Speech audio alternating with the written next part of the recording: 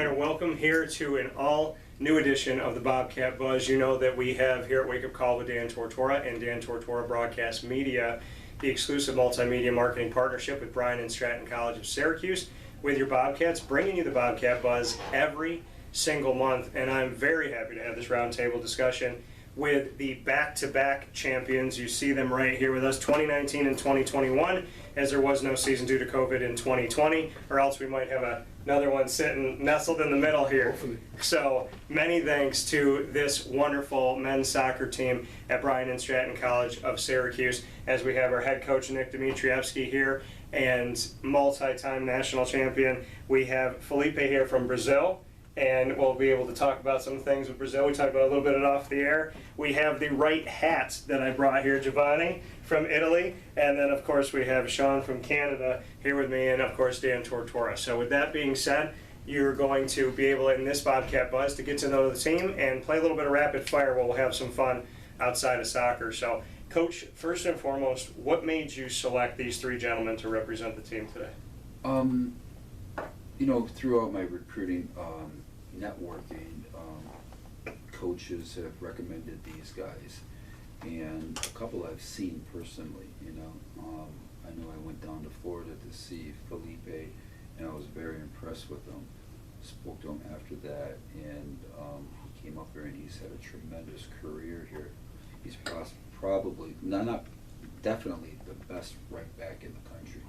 He's just so difficult to beat and just tenacious there, and is a big part of our success these last couple of years. Giovanni, I saw down in New York City, and I was very impressed with him. And he's, you know, been mentored by Bobcat Buzz, which was our Gambian under-23 goalkeeper, and I think he's going to be one of the elite goalkeepers in the country this year. And Shawn Altidor is through a contact in Canada, and man, he just lit it up the first couple of days in preseason practice here. And I think, you know, if everything works out and he's healthy, can be the top forward in the country. So I'm pretty excited about this year's team. A lot of big words coming from your coach. I'll start with you, Felipe. Best right back in the country, he says. What are your thoughts? That's a huge compliment, man. That's a huge responsibility for me. I just want to thank you, Coach, for the words, for the kind words. And yeah, just like Coach Nick said, hopefully we're going to win another championship. It's going to be tough, especially because we are the back-to-back champions, so everybody that's going to play against us is going to play against us like with a lot of desire to beat us. I think ever since I got here, I think I never lost even one game, because we always had like a good team and a great mentality. Because in soccer, man, basically one of the key to success in soccer is the mindset. So if you have the right mindset, you're going to be very successful. And I think that's what we've been having for the last 3 years that I've been here, and hopefully you're going to win another championship. What is the right mindset? How would you describe it? I would describe it like, as a team, we have to do everything as a team, on and off the pitch. So if you want to win, you gotta trust your teammates. You gotta be positive, especially because especially right now we don't have a lot of returners. We have a lot of new players, so they are not used to the way that we play. They still getting something, so we have to be positive and we have to help them out. We have to help each other out, and I think that's the right mindset. Giovanni, he said that you could be one of the best, maybe the best out there right now. He believes that inside of the goal, Coach was talking about what you can bring to the table. How would you describe your game, and what do you think about the words the Coach said? I mean, after like say 4 years, or as he said, like before me there was Bobcat, who was a great keeper. It's kind of hard to like try to beat him because I try to be like him. But you know, the coach, one of the most important things of our style to play is the defense. So if you have a keeper that makes your defense, your midfield like feel safe in their mind, they're gonna play better. You know what I'm saying? So everything starts from the back. You know, like the calls, or like trying to like fix a player, like the movements, the call the right time. You know, things like that. Dan, we had an inter squad scrimmage one game last year, and varsity versus JV, so to speak, second tier players, and our varsity team couldn't score. Yeah. The main team couldn't score, so I had to sub Me. No. I subbed him, but I had to sub a couple of guys out. So they're playing with 8, 9 guys. Yeah. 7, I think it came down. And then I subbed him. He did such an amazing job. We literally couldn't score on him. And, he's a really good kid, and he's got great range, great potential. So this could be an incredible opportunity for him. And I have to ask you this, in the world, we were talking about it off the air a little bit, 2006, the World Cup, when Italy played France, and I was working down at Epcot, and I heard French people and Germans talking to all the women, saying, "Oh, don't worry about Italy. We'll get them for you." And they're, saying, "Oh, we got it. Don't worry. They're nobody to us." And I just kept listening on the bus every day. And then I remember when I was watching at Epcot, the whole French pavilion had shut down because nobody was working because the World Cup was on during the day. Everybody left. They put a French flag in our cafeteria in the back from Disney and all that. And there was me and 3 other people cheering on Italy with me. And when the penalty kicks came and Italy won, I jumped up and said, "Viva Italia," and then I ran.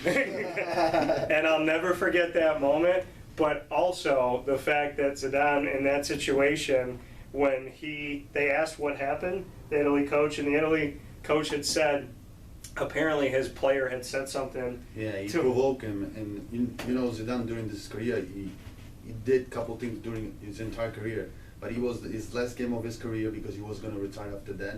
And I don't know what Materazzi said to him. He said something about His sister. family member. Yeah, no, I think sister. mother too. But anyway, he got so nervous, then he got he literally turns, and I think that was the exactly moment when France lost the game because all the players were thinking, Yeah. our leader's out. And the coach said after that, he said, "You know what? I commend him, okay, with my player saying it, because he knew Zidane's hot-headed, he knew it would work, and he got him out of the game." Mm-hmm. So with that being said, Shawn, how do you keep your composure and your cool on the field? How do I keep it?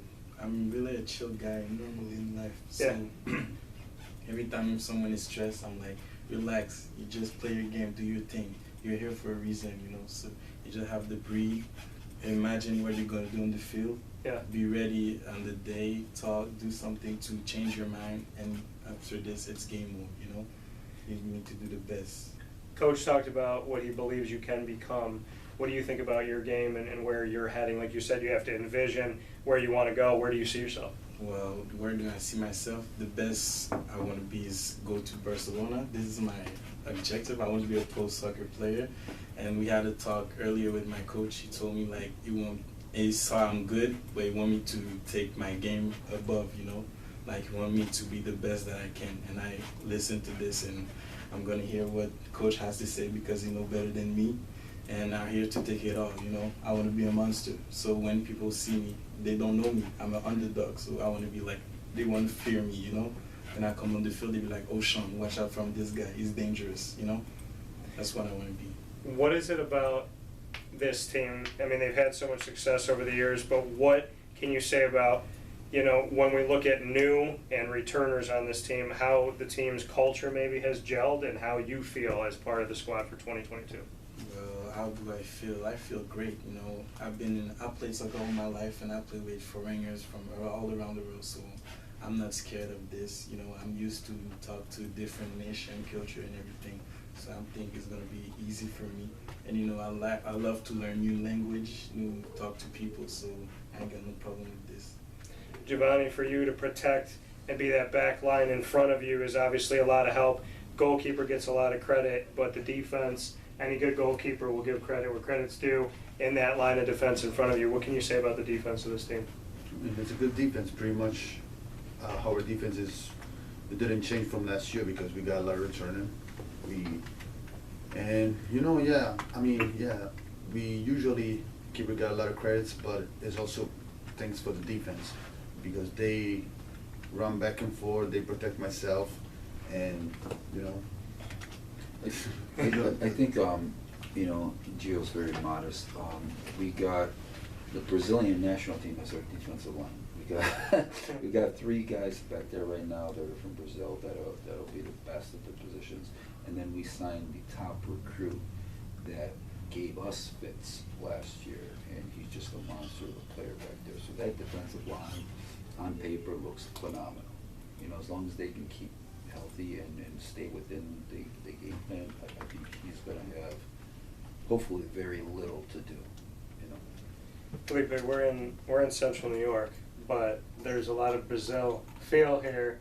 What does that mean to you? Is there times where it feels like home on this team? Yes, it does, man, definitely. I mean, there's a lot of Brazilians here, so it makes me feel like I'm home sometimes, because most of the time, especially for the guys that are international that come here, it's a different culture, it's a different food, it's a different stuff from what I was used to.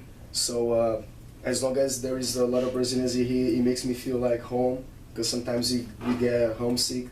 Yeah. But it's funny because everything in soccer is also about communication. So if I have someone that speaks my language, if I have someone that are from the same place that I am, I can easily communicate with them, so we can agree with some points, we can disagree with some points. So it's kind of easier for me to play with some Brazilians. Coach, before we get into rapid fire, to have such an eclectic group of players from all over the world, how do you coach such a team that come from different languages, different cultures, different environments? How do you bring it all together? Yeah, that's the challenging part. You know, difficult, very difficult. You know, you got 24, 30 guys that all have a different idea about how to play. You know, Brazilians are tiki-taka, English kids are long ball, different types of training. You know, we start off with 8 miles. These guys are beat up. Some, you know, they're like, what is happening? You know? And then we're creatures of our own habit, and then when you don't like something, that's difficult. So, I think, you know, success helps. And I don't mean just winning, success to see these methods that I show, these defensive methods that I show, the system that we play. I mean, the system we play, nobody plays. And when you first tell a kid, they're like, what is this? Yeah. But until they see their little pockets of success, then they're like, oh, this is pretty cool. Oh, I can see why this is so successful. So that takes, unfortunately, the whole season, you know? But once they get it and the growth happens, Yeah. that's when you have them, you know, you see success.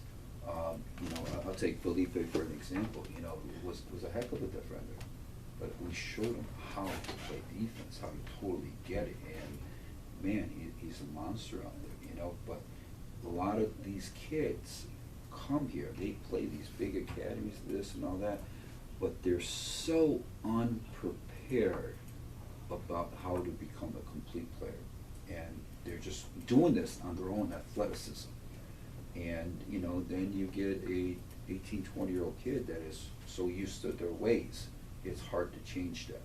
But once, if you're open and you do change, then you'll see growth, success. So I think that answers it. It's not a one-day thing. It's a season-long battle. Yeah. Once they get it, then we're firing on all cylinders. And looking forward to this 2022 season to add some more hardware, hopefully. It's time to jump into rapid fire. I'm going to let you go last, Coach, since we've done it before. So, Shawn, this is how it works. You can ask anything to me, and I have to answer it, but I can do the same back to you. It doesn't have to do with soccer. It doesn't have to do with sports. It could be about literally anything in the world, first thing that comes to mind. I'll ask you first to jump it off. So, if you could be any superhero, Marvel or DC, who would you be, and what city would you protect? I'm gonna be Flash. Okay. And I would protect Montreal from where I'm from. Okay, I like that. How would you describe, this is kind of a 1B, how would you describe Montreal to someone who's never been there? Montreal is a beautiful place. If you come in the summer, it's like one of the most beautiful places you could go. There's everything to do. Is a city that's not too big, not too small, and everything is close. The only bad thing I would say from Montreal is that most of the people don't speak English, so if you go there, you need to learn a little bit of French, but you can do it, I think, something good. Okay, fair enough. So you're bilingual, obviously, right? Yeah, Okay. trilingual. Trilingual, what's your other language? I speak Creole too. Oh, wow, Yeah. good for you. So what's your question for me? If you had one place you want to go right now on vacation, where would you go? I would say I'm going to pick, because I've been asked this before, so I'll pick something different. I want to go to the island of Tortora, because my last name is Tortora. It's one letter off. and somebody said this to me before. They're like, "Is that your island?" I was like, "No." They're like, "Close enough." I'm like, "That's not how it works. I can't just call them up and be like, that's mine," because it's just one consonant off. So, but I would like to go to an island to just kind of be at peace, be away from everything. I'd like the opportunity to like put my phone away, relax. Like people that know me know. On social media, you're not seeing like me. I use it for business. I use it to promote what I do. But in my personal life, I like to be very private. I like to just relax. That's nice. All right, Giovanni. All right. Talk about Italy here. I'm so mad I didn't bring my hat in from the car, man. Giovanni brought me one of the most delicious cheeses. What are the cheeses? Cheeses. Yeah, my uncle's made at home, homemade yeah? cheese. What kind was it? It was I don't know, regular cheese. It's like to eat, you know. Yeah. It's nice. Like it's you kind of use it most of the time. We eat it before, like, you know, the Sunday Before the lunch. siesta in your. No, not the siesta. You know, the Sundays usually you brought all the family together, like grandparents, cousins. So as an appetizer, you have this cheese, your whatever olives. Yeah. And you just enjoy it. Yeah. And that carries over here because my family, being part Italian, part Hispanic, my family still does Sunday sauce. They call it. You get everybody together, home cooked. Make it all, cook the sauce all day. It's a lunch that it starts like at 2 p.m. and finish at 5. So. Yeah, something beautiful about. See, they do it right overseas. Is all I'll say. So my first to you is okay. So let's go back to Italy. Your favorite meal that your family makes, and your favorite place to eat in Italy. I mean, favorite. Let's start with the place. I mean, I have my family. Like we have our own restaurant, like a place to eat, so I will pick that one. Not just because it's my sign, but He's promoting his business. it's my business. That's my right. And then What's the name of it? it's called La Foresta. Okay. And where is it located? In Palermo, like actually in Carini. It's like a small town. It's like say Liverpool, Syracuse, and that's the distance. Okay. Not that far. Okay. And the other question was like about the meal. Your favorite meal, your favorite Italian meal. I mean, I will be very general. I will say pizza. Pizza? Yeah. Okay. That's too easy. Do you put anything on it? No. Just regular pizza. Margarita. Margarita. Okay. All right. It's a What- disgrace over there if you put something too much, you know. Yeah. So you just leave it the way it is. What's your first one for me? Good question. My question for you is, I don't know if everybody asked you, but I mean, you like this thing to interview. If you ever think about it to interview somebody, like who is your like, I say idol you want to interview? Yeah, I think if he was still alive, it would have been Robin Williams, because we do an entertainment show as well called Superpowered Pop, and so that would be cool. He's from Canada. Yeah, Robin, and he was like when he passed away, it was like my uncle died, because I had spent my whole life watching him and stand-up comedy and stuff that I work on. I watched his and watched like how does he keep going? So it would be Robin if I could, but somebody now, I'd probably say in the sports world, who would I pick? That's tough. I'd probably, you know what? I mean, coming off of this conversation, because it was the first World Cup I got to see, one of like my countries that my family came from win, I'd probably want to talk to the 2006 team, just because I want to live in that moment and I want to like give France a message back. I just really want. I want a revenge. Yeah, I just really want to remind them.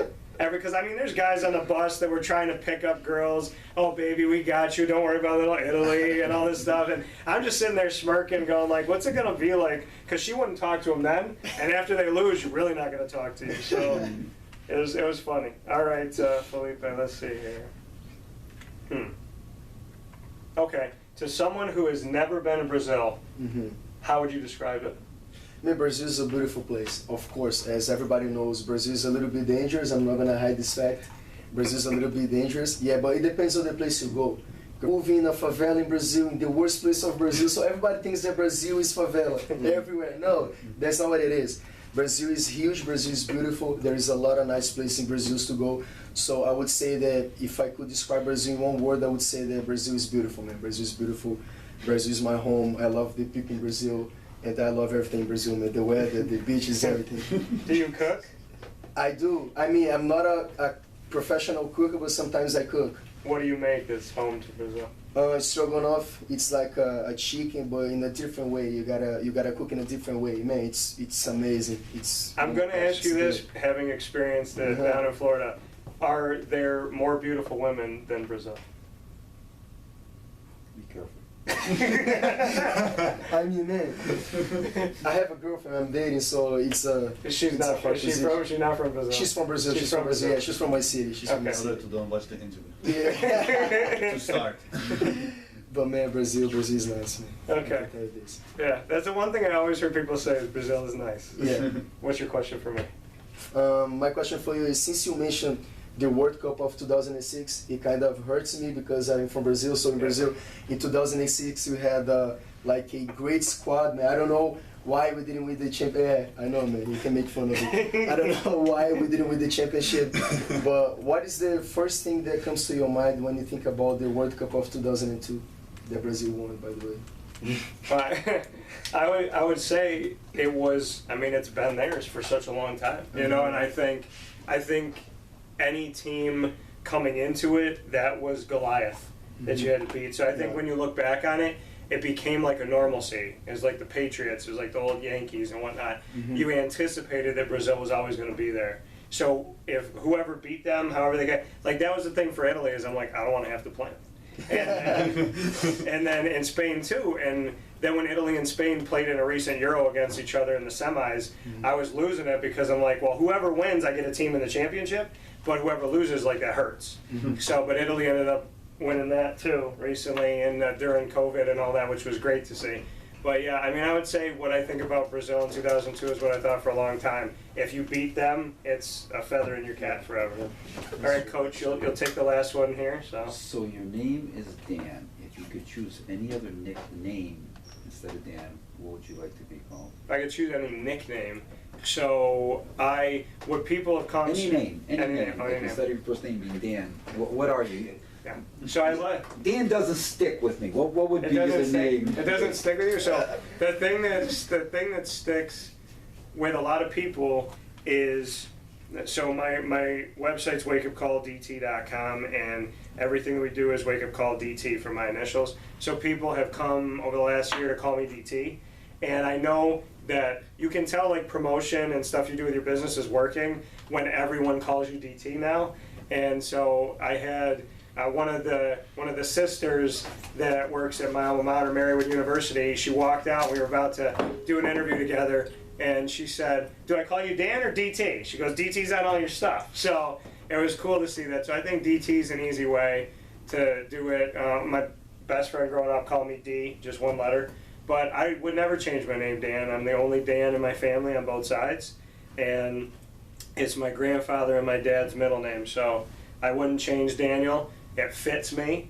And I dated a girl from North Carolina one time, and when she yelled at me and would say my name, when I heard somebody else say it, I was at Animal Kingdom and I heard this lady yell at her kid, and she's like, "Daniel!" And I had like a twitch when I felt it. So there's like, I like country accents, but they gotta be like North Carolina, they ease into it. South Carolina, they're full into it. I need like North Carolina, because South Carolina, when they say Daniel, it made me twitch a little bit. But I like my name.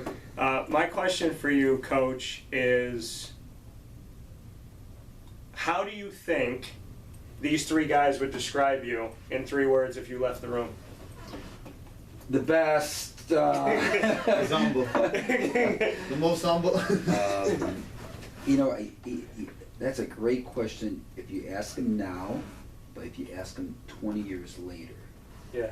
I think you're going to get 2 different responses. Okay. I think you'll get now, he's tough, he's hard, but I think you'll get later, man, I needed that. He was providing me the structure, teaching me responsibility and stuff like that. Fair enough. So for the head coach of this back-to-back national championship Bryant Stratton men's soccer team here for the Bobcats, for Nick Dimitrievski, as well as Felipe representing Brazil, Giovanni representing Italy, and Shawn representing Montreal, Quebec, Canada.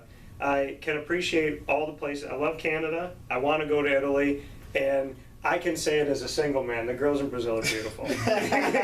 So that You're right. I'll give you that. So with that being said, for the team, make sure you come out and support them in our community, and not just at the games, but in every walk of life that you can. Bryant Stratton College of Syracuse gave me an incredible opportunity to be the exclusive multimedia marketing partner, and I take it personally. So for the Bobcat Buzz and everything we do at WakeUpCall, I support these guys and all the women that are here as well, and the coaches have been incredible. So support your community, support Syracuse, support the Bobcats. Thanks, guys. Thank you. Appreciate it. Thank you. Thank you. Appreciate you.